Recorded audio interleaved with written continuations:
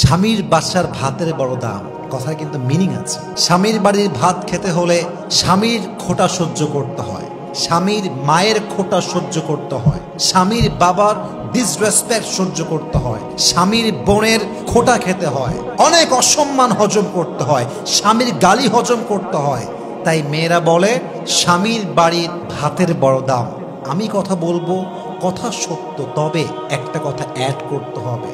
যদি আপনার স্বামীর বাড়ির ভাতের দাম এত বেশি মনে হয়, তবে মাথায় রাখবেন বিয়ের পরে স্বামীর বাড়ির ভাতের দাম যে পরিমাণ বেশি, আপনার নিজের বাপের ঘরের ভাতের দাম তার চেয়ে বেশি। বুঝবেন, জাস্ট তালাকটা নিয়ে বাসায় যান, তাহলে বুঝবেন। জাস্ট তালাকটা হোক, বাসায় যান, 3 মাস থাকেন, 4 মাস থাকেন, 5 মাস থাকেন, স্বামী নাই তালাক হয়ে গিয়েছে, তখন বুঝবেন স্বামীর বাড়ির ভাতের দাম বেশি নয়, এখন তো মনে হচ্ছে বাপের বাড়ির ভাতের দামই বেশি হয়ে গিয়েছে, ঠিক কিনা বলেন? একজন তালাকপ্রাপ্ত মেয়ে লিখেছে, যদি একবার সুযোগ পেতাম, একবার চান্স পেতাম, বাপের বাসা ছাড়তাম, আজীবন লাথি খাই, গুতা খাই, অসম্মান খাই, স্বামীর ঘরে বসতাম, স্বামীর ঘরে বাঁচতাম। তালাকপ্রাপ্ত মেয়ের কথা এটা। অতএব মাথায় রাখতে হবে, যদি স্বামীর অবদান স্বীকার করতে না পারেন, স্বামী খাওয়াচ্ছে, স্বামী পড়াচ্ছে, যা হোক, তা বাসায় রাখছে তো, যাই হোক কারেন্ট বিল দিচ্ছে তো, যাই হোক খাওয়াচ্ছে তো, নুন পান্তা ভাত যাই হোক খাওয়াচ্ছে তো, স্যাক্রিফাইস স্বীকার করেন যে স্বামী আপনি যা করছেন enough, it's enough for me, আলহামদুলিল্লাহ, উই আর সো হ্যাপি, আমরা খুশি আছি।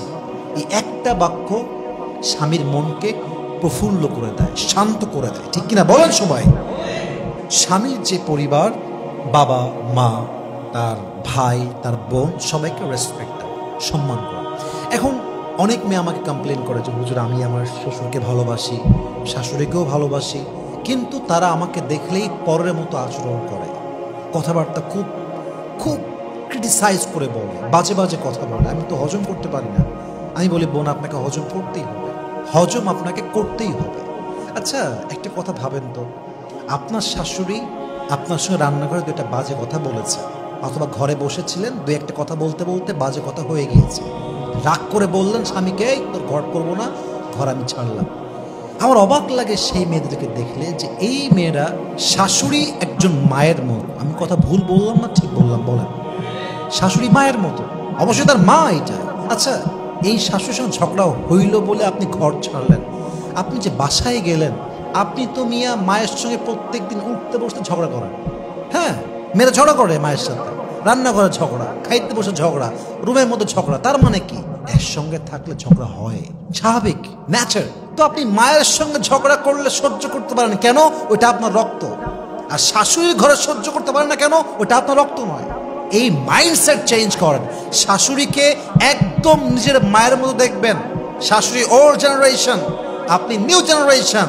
আপনার শাশুড়ির চাইতে আপনাকে আরো বেশি স্মার্ট হতে হবে, তবে আপনি সাংসারিক জীবনে সুখী হতে পারবেন, ঠিক কিনা বলেন?